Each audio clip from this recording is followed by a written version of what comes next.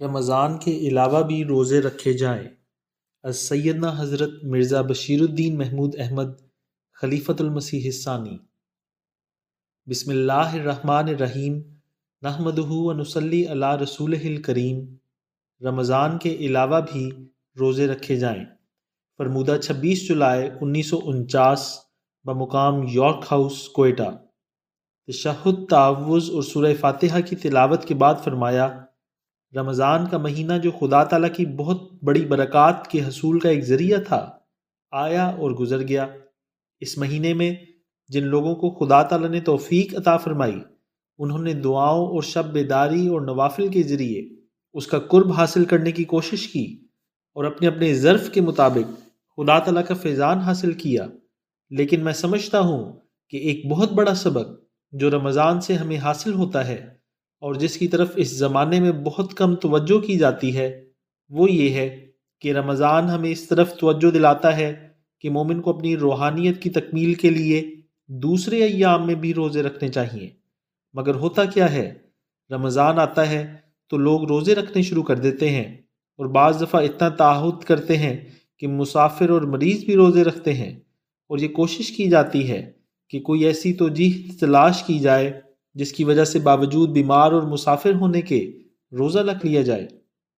لیکن جب رمضان گزر جاتا ہے تو وہ روزوں کو اس طرح بھول جاتے ہیں کہ سال کے باقی 11 مہینوں میں انہیں کبھی خیال بھی نہیں آتا کہ وہ تھوڑے بہت روزے رکھ لیا کریں۔ حالانکہ اگر غور سے کام لیا جائے تو اسلام نے جس قدر عبادتیں مقرر کی ہیں وہ کسی معین وقت کے لیے نہیں بلکہ ہمیشہ کے لیے ہیں، اور سال کے ہر حصے میں ان پر عمل کیا جا سکتا ہے۔ سب سے بڑی عبادتیں نماز، روزہ، زکوٰۃ اور حج ہیں۔ ان چاروں کو دیکھ لو، ان کے لیے معین وقت نہیں بلکہ یہ سارے سال میں پھیلا دی گئی ہیں۔ نماز تو سارا سال ہی پڑھی جاتی ہے۔ اس کے علاوہ سال میں 2 دفعہ عید کی نماز رکھی گئی ہے، اور پھر روزانہ فرضی نمازوں کے علاوہ دوسرے نوافل بھی ہوتے ہیں، جس سے معلوم ہوتا ہے کہ تھوڑے تھوڑے وقت کے بعد مومن کے لیے خدا تعالیٰ کو یاد کرنا ضروری ہوتا ہے تاکہ اس کی روح تازہ ہوتی رہے۔ اس طرح حج ہے۔ حج بے شک سال میں 1 دفعہ مقرر کیا گیا ہے، لیکن اس کے ساتھ خدا تعالیٰ نے عمرہ لگا دیا ہے جو سارا سال ہوتا رہتا ہے۔ گویا عمرہ کے ذریعے حج کے فائدے کو عام کر دیا گیا ہے، اور اس طرف توجہ دلائی گئی ہے کہ مومنوں کو حج کے علاوہ عمرہ بھی کرنا چاہیے تاکہ حج کے جو فوائد ہیں انہیں زیادہ سے زیادہ حاصل کیا جا سکے۔ اسی طرح زکوٰۃ اگرچہ سال میں 1 دفعہ مقرر ہے، لیکن صدقہ تو 1 دفعہ نہیں۔ جب بھی کوئی محتاج یا بے کس نظر آئے، مومن کا فرض ہوتا ہے کہ وہ اس کی مدد کرے۔ یہ نہیں کہ جب وہ کسی محتاج و بے کس کو دیکھے تو کہہ دے کہ سال گزرے گا تو زکوٰۃ دے دوں گا۔ اگر وہ اس طرح کرتا ہے تو وہ مجرم ہے، کیونکہ زکوٰۃ دینے سے اس نے تسلیم کر لیا ہے کہ صدقہ دینا ضروری چیز ہے۔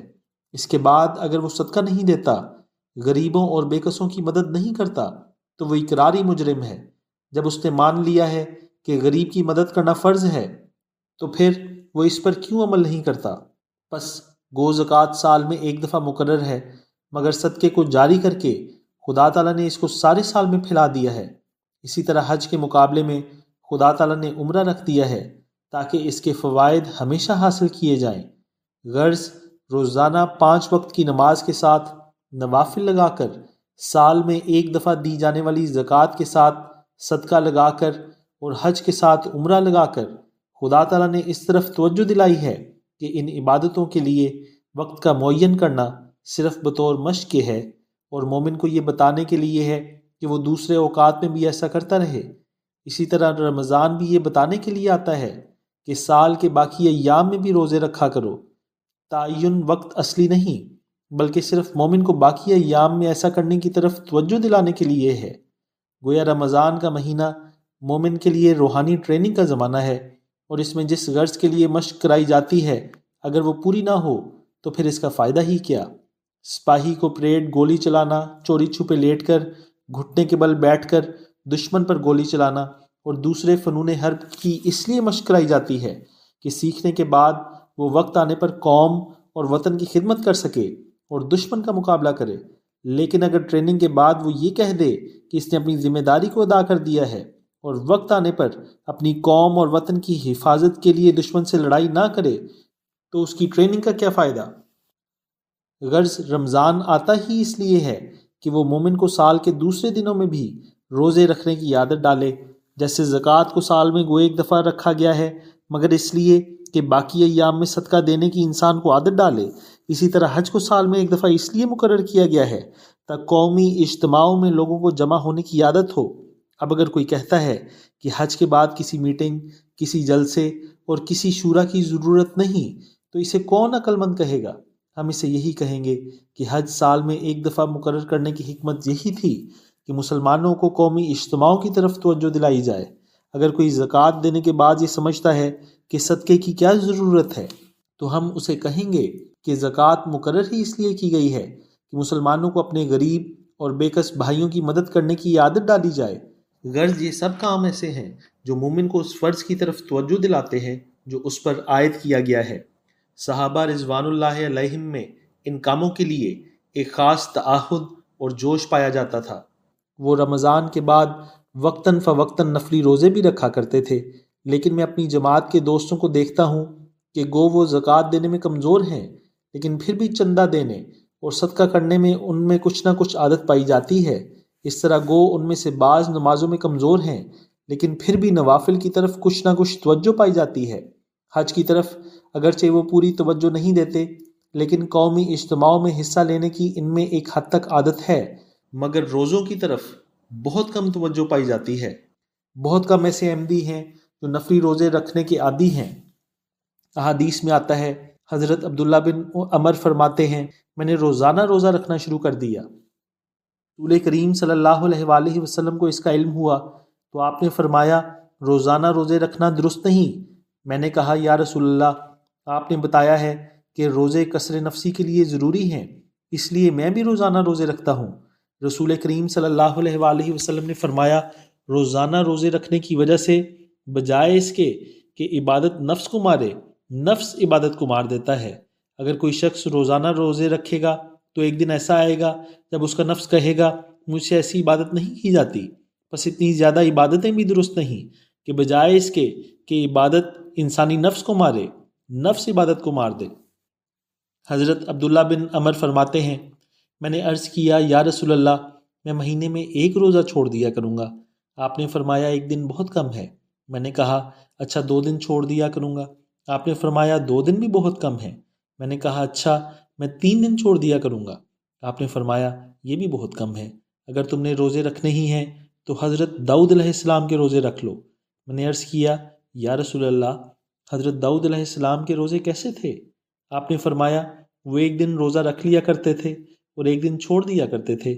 حضرت عبداللہ بن عمر فرماتے ہیں، میں نے اس وقت یہ سمجھا کہ رسول کریم صلی اللہ علیہ وآلہ وسلم نے مجھے روزوں سے محروم کر دیا ہے، لیکن اب میری عمر زیادہ ہو گئی ہے اور مجھ میں اتنی طاقت نہیں رہی کہ ایک دن چھوڑ کر دوسرے دن روزہ رکھ سکوں۔ اگر میں نے رسول کریم صلی اللہ علیہ وآلہ وسلم سے یہ بات نہ کی ہوتی تو میں روزے رکھنا چھوڑ دیتا۔ اب چونکہ رسول کریم صلی اللہ علیہ وآلہ وسلم سے بات ہو چکی ہے، اس لیے روزے رکھنے پر مجبور ہوں، لیکن نفس میں روزے رکھنے کی طاقت باقی نہیں رہی۔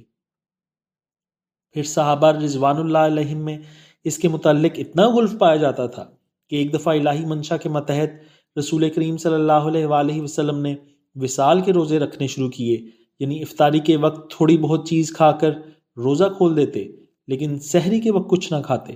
صحابہ رضوان اللہ علیہم نے بھی آپ کی نقل میں یہ روزے رکھنے شروع کیے۔ آپ نے صحابہ رضوان اللہ علیہم کو منع کیا اور فرمایا، میرے ساتھ خدا تعالیٰ کا اور معاملہ ہے، وہ مجھے خود کھلاتا پلاتا ہے، تمہارے ساتھ اس کا وہ معاملہ نہیں۔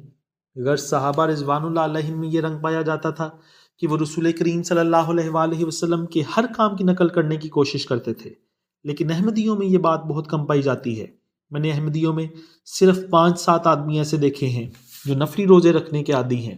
بس چاہیے کہ مہینے میں 1، 2، 3 یا 4 جتنے روزے بھی رکھے جا سکیں رکھے جائیں۔ اس سے 2 فائدے ہوتے ہیں، ایک تو روزے رکھنے والے کو ثواب ملتا ہے، اور دوسرے اور لوگوں میں بھی روزے رکھنے کی تحریک ہوتی ہے۔ روزہ رکھنے والا جب اپنے دوستوں سے ملے گا اور وہ اسے کھانے کے لیے کوئی چیز پیش کریں گے تو وہ یہ کہہ کر کہ میرا روزہ ہے انکار کر دے گا، اس سے انہیں بھی روزے رکھنے کی تحریک ہوگی۔ غرض رمضان کا مہینہ در حقیقت مومن کے لیے ٹریننگ کا زمانہ ہے۔ اور یہ اس لیے آتا ہے تا اس میں مشق کرنے کے بعد اس سے فائدہ اٹھایا جائے، اس لیے نہیں آتا کہ اس کے گزر جانے کے بعد انسان بیٹھ جائے اور سمجھ لے کہ اس نے جو کچھ کرنا تھا وہ کر لیا۔ رمضان کی برکات بے شک بہت زیادہ ہیں، لیکن یہ آتا اس لیے ہے تا ہمیں دوسرے دنوں میں بھی روزے رکھنے کی عادت ڈالے اور اپنے عزیزوں، دوستوں اور ہم مذہبوں کے لیے روحانی ترقیات کے حصول اور درجات کی بلندی کے لیے دعائیں کرنے کی عادت ڈالے۔ بس احباب کو رمضان المبارک سے فائدہ اٹھاتے ہوئے دوسرے ایام میں بھی نفلی روزے رکھنے کی کوشش کرنی چاہیے۔ الفضل، 13 اپریل 1960۔